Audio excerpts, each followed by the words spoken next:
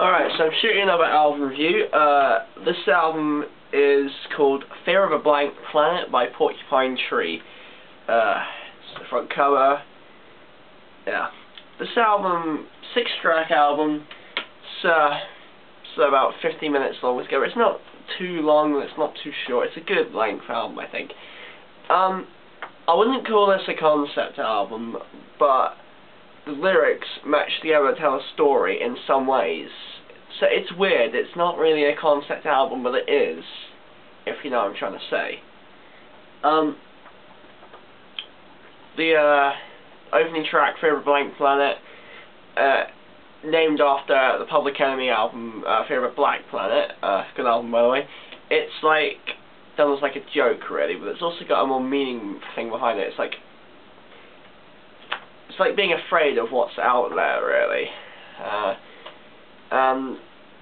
I don't know, your interpretation of the lyrics may be completely different from mine, but mine is about how kids in the 21st century rely too much on information technology, on the internet and things, and how they never get out that much, and you know, how they don't really look beyond the world outside them.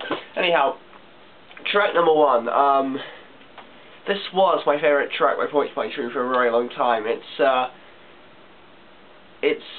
weird. This is a very proggy album, but it's in pure Porcupine Tree fashion, but it's to a more metally degree. It's 7 minutes long.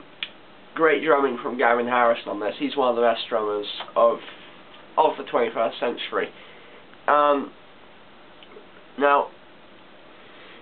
I don't know really how they define the song, but the composition is perfect, and everything about the song is really perfectly done. The second song, My Ashes, I've used it on a music video on my YouTube channel actually. It's much more slower, slightly shorter song, far more moody. It's not as fast-paced nor as speedy as the first track. This is probably my favourite track on the album right now.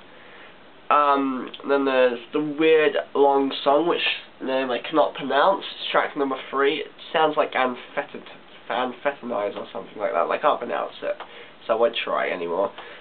Very long song. I haven't listened to it properly in one go because, well, just haven't actually done it.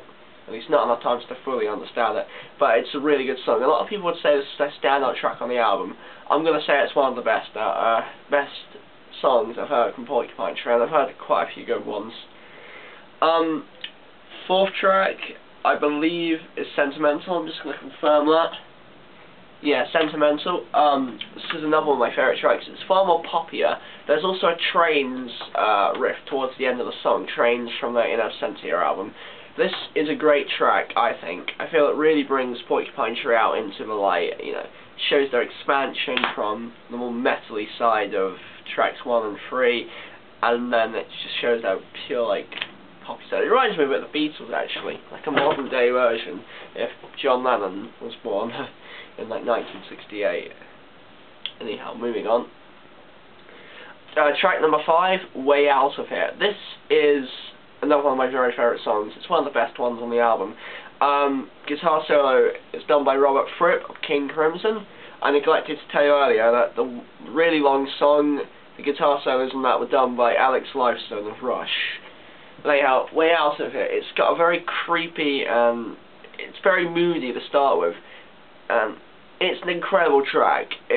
I recommend it for all fans of Porcupine Tree, but it's an experimental track at its heart. It's weird. Think of Gravity Eyelids, only with a much more metally feeling and less psychedelic-y.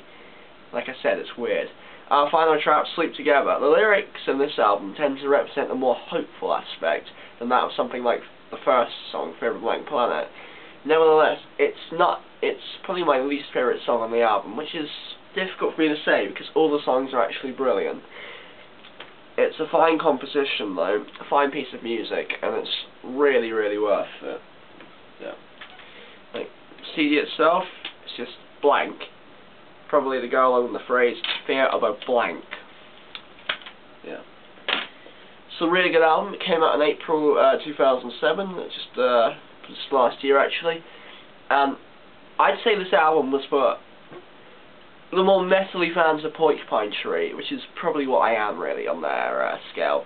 But it's a bloody good album. It's one of their best, not the best. It's their first on Roadrunner Records, actually.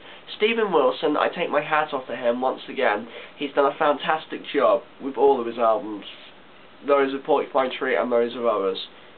It's bloody brilliant, and yeah, this album only cost me a tenner. I've seen it going for like 15 quid in some stores. It's really, really good and very much worth the money. And I will be reviewing other Porcupine Tree records at some point, but for now it's September 5th, 2008, and yeah. And I'm going to cut this short now. Also, happy birthday to Trivium 12, who I'll be seeing later.